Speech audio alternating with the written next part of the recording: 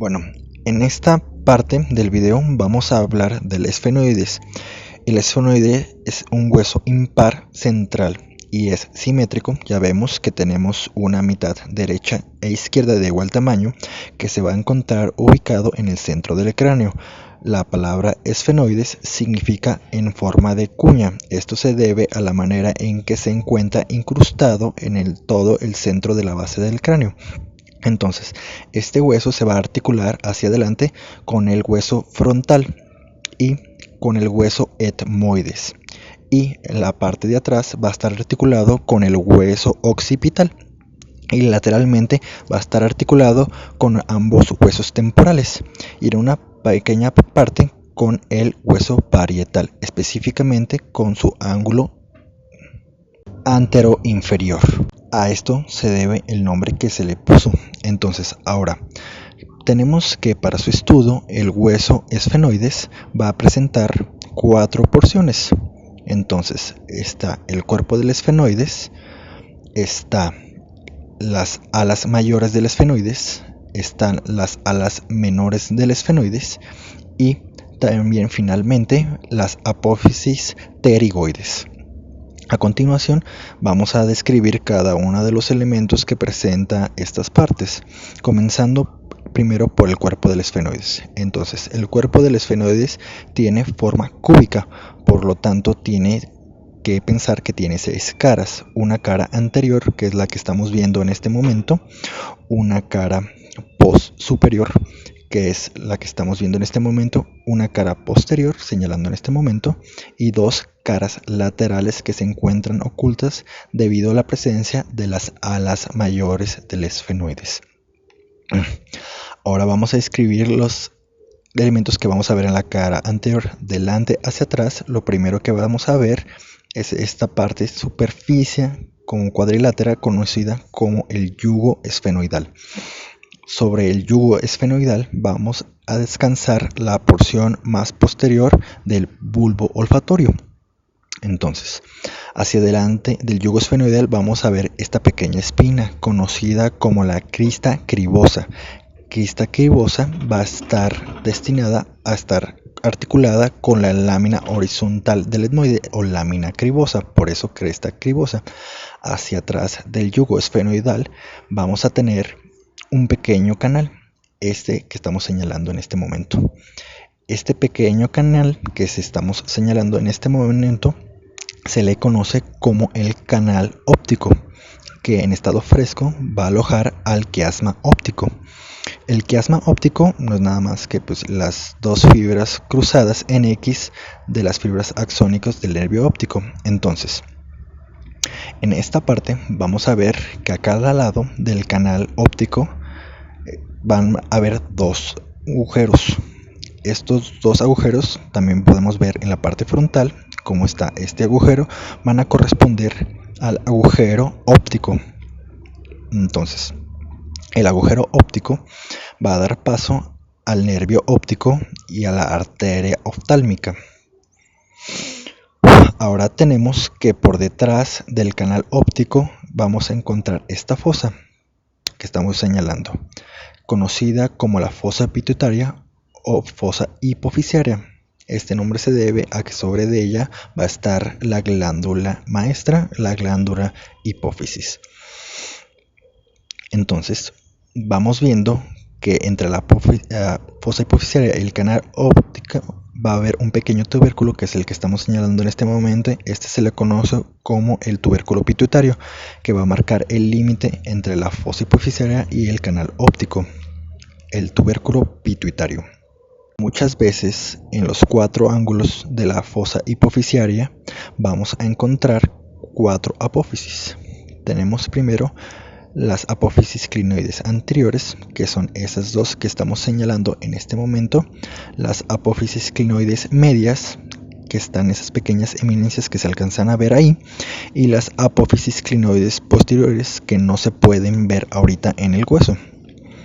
Las apófisis clinoides anteriores se van a soldar con las apófisis clinoides medias y van a formar un agujero, que es el donde estamos pasando la varilla de metal en este momento.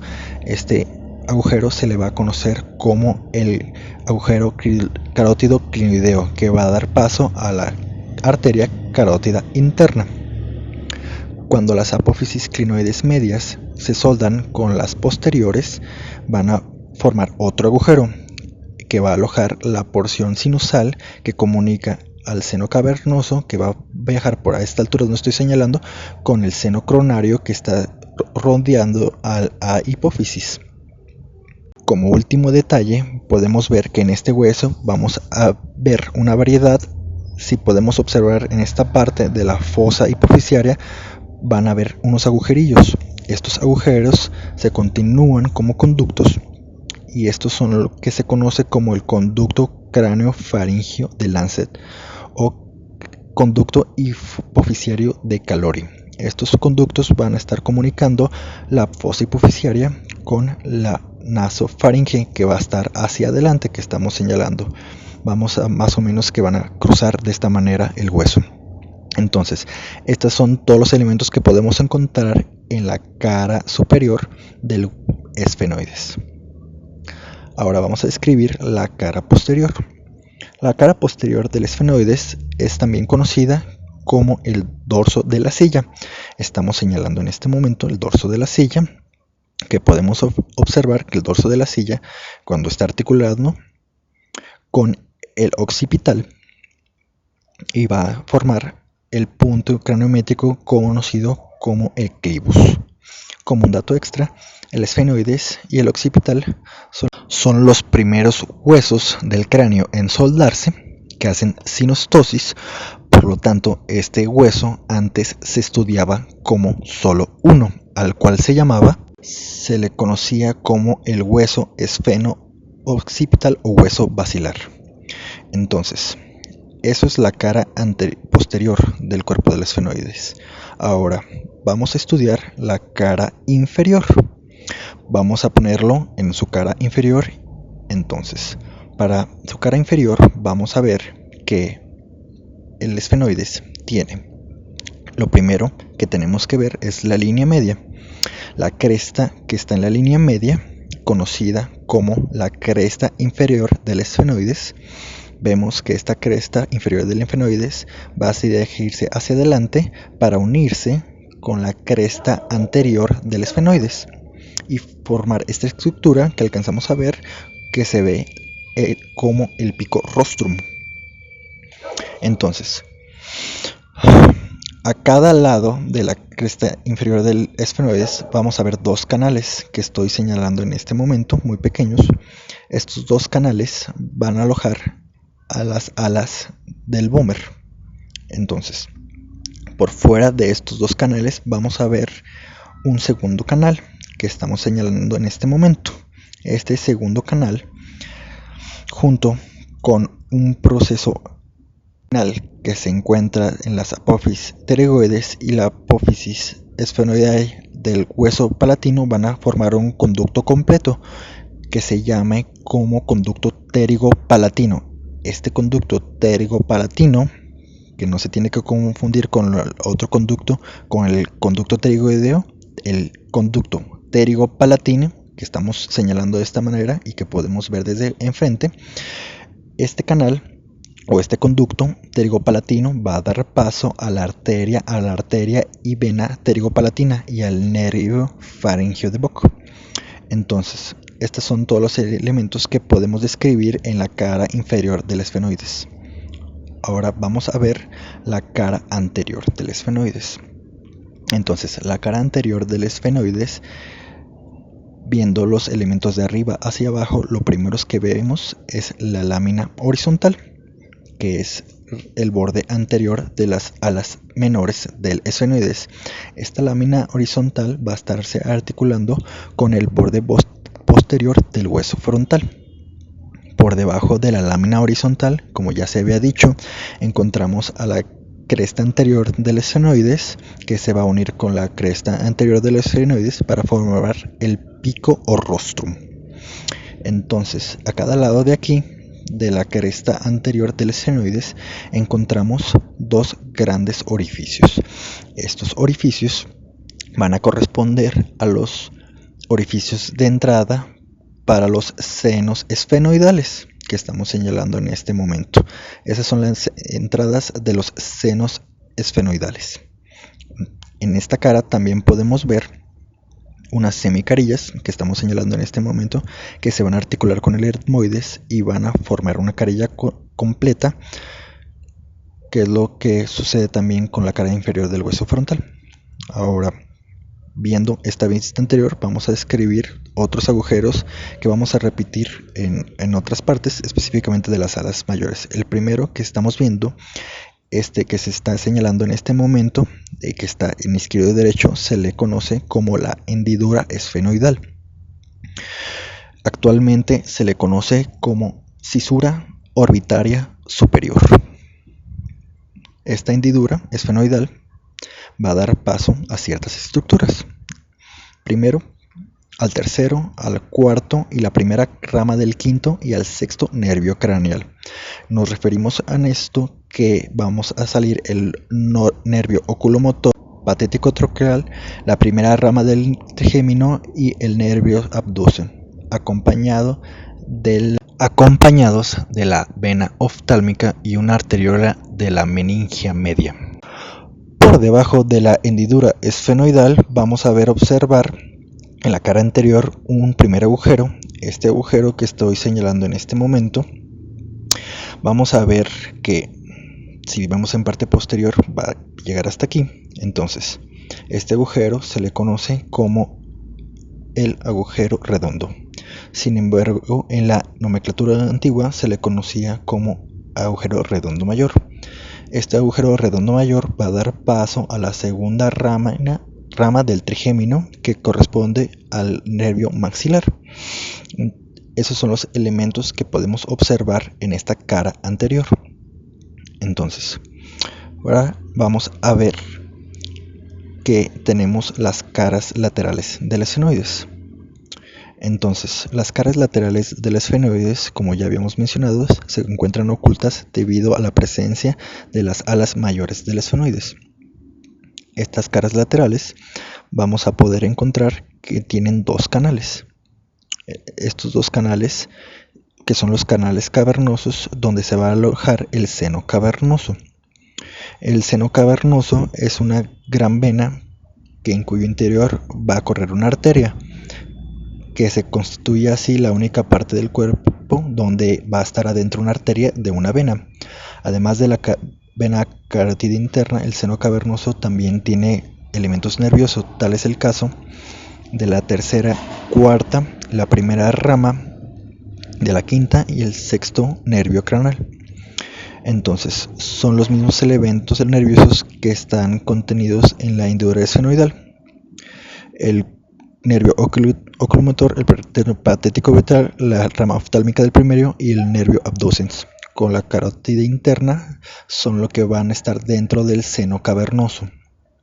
Entonces, ahorita nada más estamos terminando la parte de la descripción del cuerpo del esfenoides. Ahora, entrando en hablar de las alas como tal, las alas menores del esfenoides, también conocidas como alas orbitarias o apófisis ingracias, presentan la forma de un triángulo, como podemos ver ahorita en esta división: un borde posterior, un borde anterior y un borde lateral, una base, un vértice y una cara superior y una cara inferior de esta parte que estoy señalando en este momento. Vamos a describir de manera rápida estos bordes. El borde anterior del ala menor del esfenoide se va a articular con el frontal. El borde posterior es libre. Su cara superior va a estar mirando, o sea, la parte de la bóveda del cráneo, y su cara inferior va a estar mirando o va a estar contribuyendo el techo de la órbita. Su vértice es conocido como el apófisis sifoides y su parte de la base, hay otra apófisis que ya habíamos mencionado como la apófisis clinoide anterior. Esta apófisis clinoide anterior va a estar insertada en la circunferencia de la tienda cerebelosa Y estos son todos los elementos que se tienes que ver en las alas menores. Ahora vamos a describir las alas mayores del esfenoides. Las alas mayores del esfenoides, para su descripción, tienen 3 caras. Estamos señalando la cara posterior-superior. Luego tenemos la cara externa, que estoy señalando en este momento, y finalmente tenemos una cara anterior como tal. Estas dos partes, la cara anterior. Vamos con la cara posterior-superior. La cara posterior-superior del esfenoides se encuentra en relación con el lóbulo esfenoidal del cerebro. Por lo tanto, el frontal va a estar también presentando impresiones digitales y eminencias maxilares dejadas por las circunvoluciones del cerebro. En esta cara posterior-superior vamos a encontrar una hendidura y un agujero que ya habíamos mencionado. Tenemos hacia arriba, tenemos la hendidura esfenoidal, estamos señalándola. Por debajo de ella tenemos el primer agujero, el agujero redondo mayor, que va a dar paso al nervio maxilar. Por debajo del agujero redondo mayor tenemos otro agujero, que es el agujero ovalado, que se corresponde con nombre al agujero oval. El agujero oval va a dar paso a la tercera rámina del trigémino. ¿Cuál es la tercera rámina del trigémino? Es el nervio mandibular, acompañado de la arteria meningia menor y el nervio meningio recurrente. Por último tenemos un pequeño orificio que no se alcanza a ver muy bien aquí en este hueso, pero está ahí donde estoy señalando en este momento, que se encuentra justo por debajo y detrás del agujero oval. Este corresponde al agujero redondo menor, también conocido como el agujero espinoso. Este va a dar paso a la arteria meningia media. Como un dato extra, también tenemos que mencionar que comunican estos agujeros. Estos se comunican. El agujero óptico, el primero que se mencionó, este agujero óptico va a comunicar lo que es, para que se pueda ver mejor en esta imagen de la base completa, va a unir la fosa craneal media con la órbita. Acá en el fondo podemos observar el agujero óptico. Se alcanza a apreciar ahorita cuando lo estoy señalando. Ahora, luego tenemos la hendidura esfenoidal, que está cisura orbitaria superior, que también va a estar comunicando la fosa craneal media con la órbita. Luego también tenemos el agujero redondo mayor, que estoy señalando en este momento. Este agujero redondo mayor va a comunicar la fosa craneal media con fosa pterygoides pterigopalatina, que es la que estamos observando en el fondo. Esa es la fosa pterigopalatina, la que se encuentran viendo ahorita que está señalando la aguja. Luego tenemos el agujero oval, que vamos a ver aquí con la aguja. Entonces el agujero oval va a estar comunicando la fosa craneal media con la fosa infratemporal o fosa cigomática.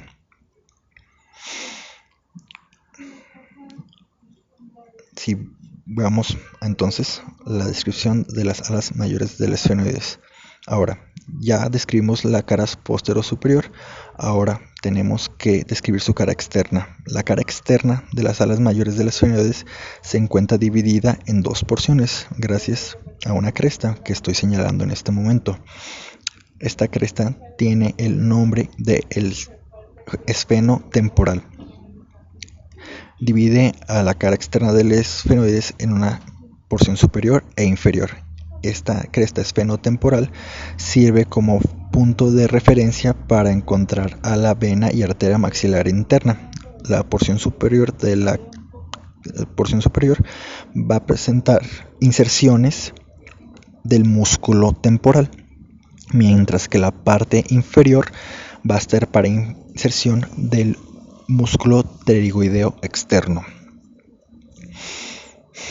Tenemos que la unión externa con la cara posterior superior de las alas del esfenoides, la mayor del esfenoide, existe una estructura conocida como la espina del esfenoides.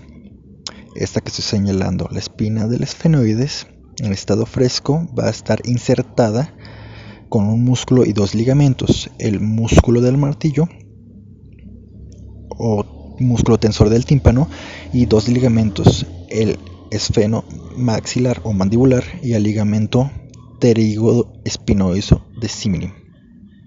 Vamos a describir ahora la última cara de las alas mayores, que es la cara anterior. La cara anterior de las alas mayores del esfenoides va a contribuir a formar parte de la parte externa, la cara externa de la órbita.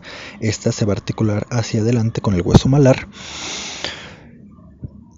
Esto es todo sobre las alas mayores. Ahora, por último, tenemos que describir a las apófisis pterigoides. Entonces, las apófisis pterigoides del esfenoides tienen que verse primero la base, un vértice y luego dos alas. Tenemos la ala interna, que estoy señalando en este momento, y las alas externas. La base de las apófisis pterigoides va a estar implantada en la cara inferior del esfenoides y en parte de las alas esfenoides mayores.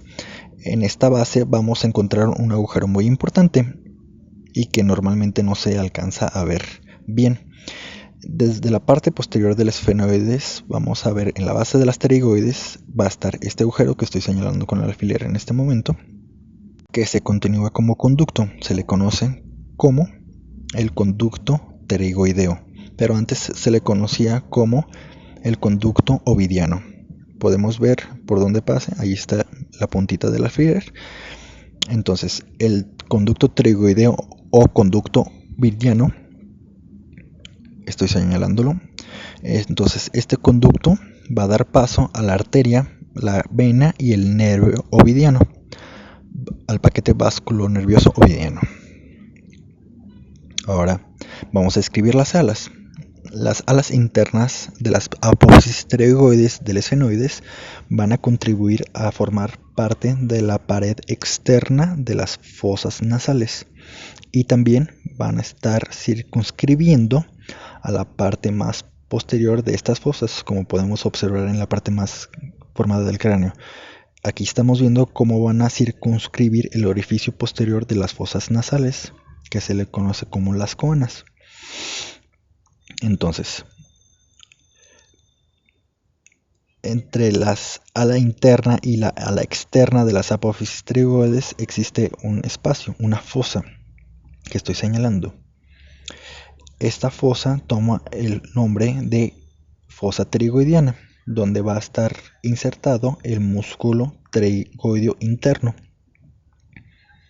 Hacia arriba de esta fosa pterigoidea vamos a encontrar un segundo espacio de presión que estoy señalando en este momento, en este espacio arriba. Esta depresión toma el nombre de fosa navicular o escafoidea y se va a insertar ahí el músculo peristafilino externo.